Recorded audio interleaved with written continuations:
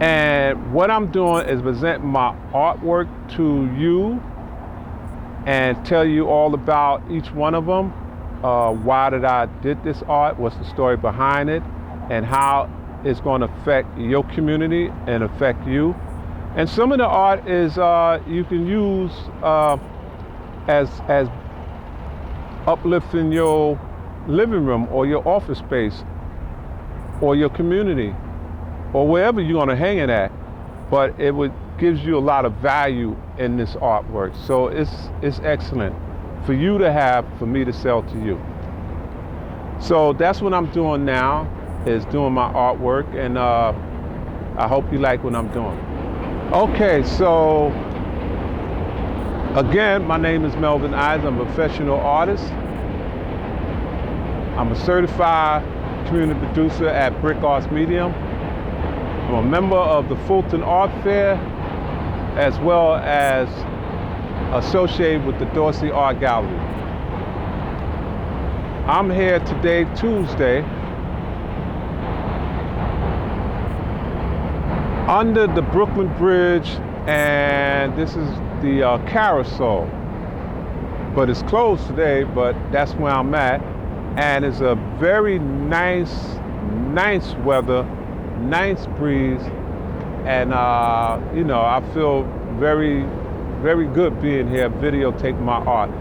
So I'm going to tell you all about my art, the reason why I'm taping it, the reason for it, and how it would benefit you as well.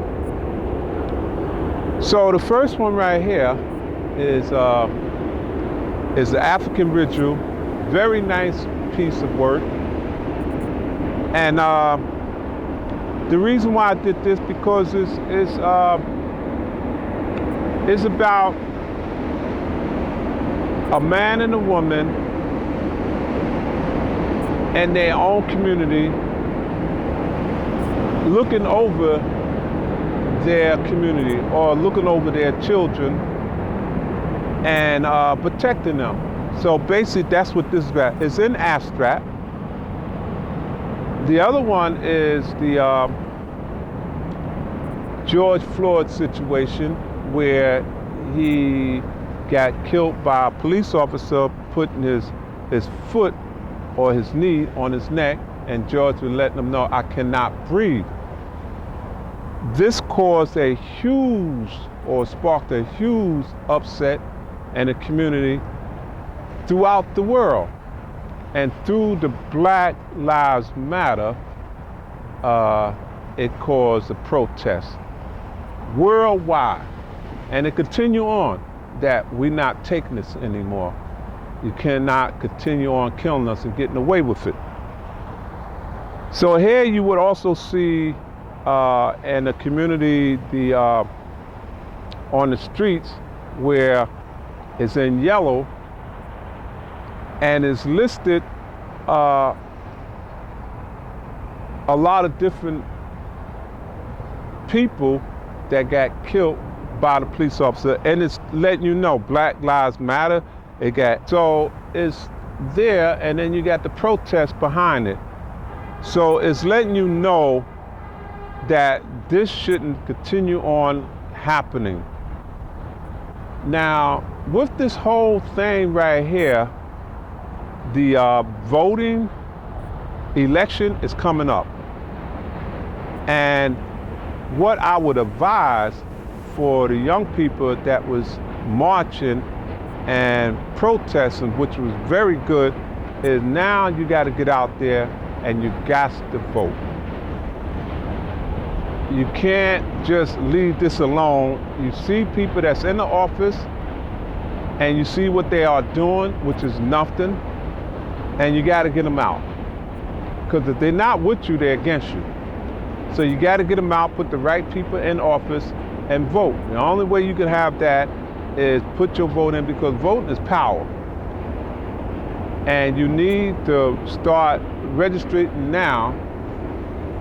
And by the time November, I believe it's the 2nd or the 3rd comes up, you can go on and get your vote. You won't have too much of a problem. So this is excellent for a lot of young people to do. is to go out to vote, because the marching is good, but now it's time to put something in action. And that's what you need to be doing. So the other one is abstract. I just did this in abstract, and I got a few others that's in abstract, and I think you'll love that too. And the reason why I did that, because abstract is, it tells its own story in an abstractable way. So this is a good thing. I like these different colors because it has huge amount of, variations of color, where you can hang it in your living room, your bedroom, your office, your community center, wherever. But it's a good abstract piece of work.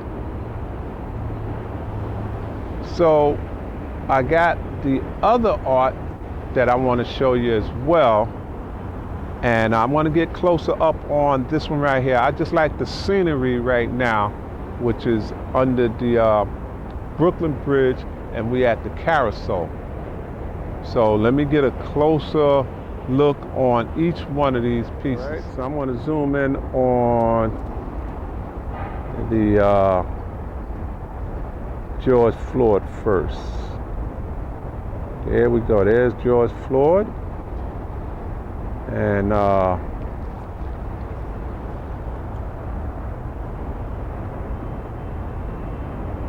that caused a real big upset. Now we're going to get the African rituals. And it's a great picture to hang in your living room, your office space, your community center, wherever you want to hang it at.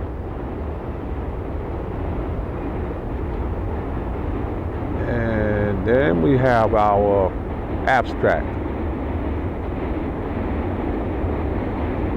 And you could do the same thing, hang it in your living room, your community center, wherever you want to hang it at. This is very, very good.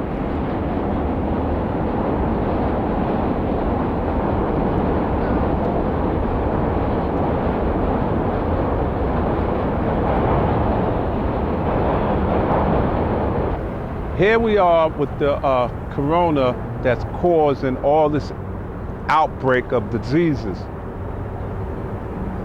So we got the corona teaching the class, and then you got the governor had to shut down everything because of the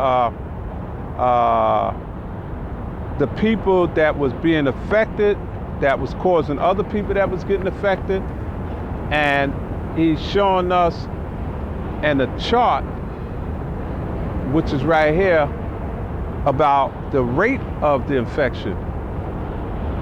So by him showing us the chart and the rate of the infection, he had to shut down the whole place. The whole everything had to be shut. And we still going through this right now. We're still going through it. It's crazy. But that's what this corona, this is what this is all about right here. So now you have the parks, the subways, everything is shut down. The only people that's working is the nurses, the police officers, the fire engine, people like that, because these are essential workers. But the rest of us, we had to go inside and quarantine ourselves and stay there.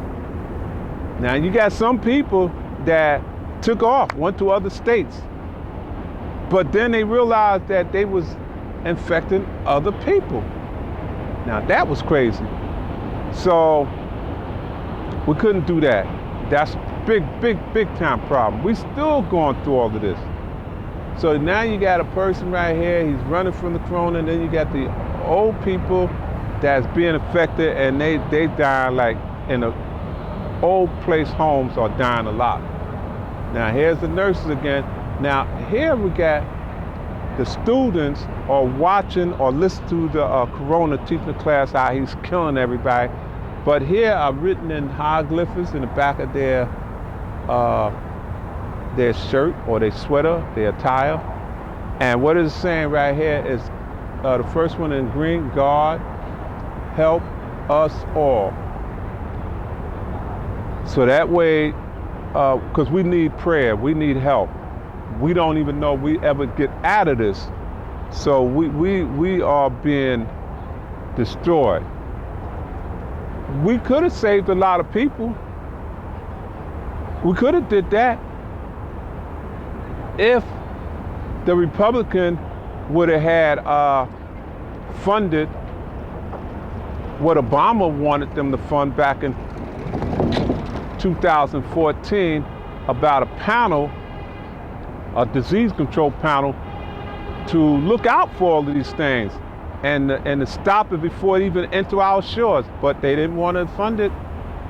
We have to put in place an infrastructure, not just here at home, but globally, that allows us to see it quickly, isolate it quickly, respond to it quickly. So that if and when a new strain of flu, like the Spanish flu, crops up, 5 years from now or a decade from now, we've made the investment. And we're further along to be able to catch it.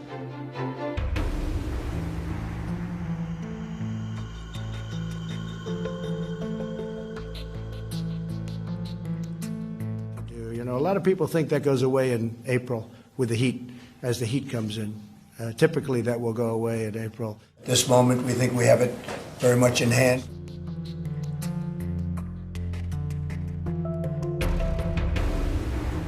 Dr. Fauci said earlier this week that the lag in testing was, in fact, a failing. Do you take responsibility for that? Yeah, no, I don't take responsibility at all. You said that you don't take responsibility, but you did disband the White House pandemic office, and the officials that were working in that office left this administration abruptly. So what responsibility do you take to that? And the officials that worked in that office said that the White House lost valuable time because that office wasn't disbanded.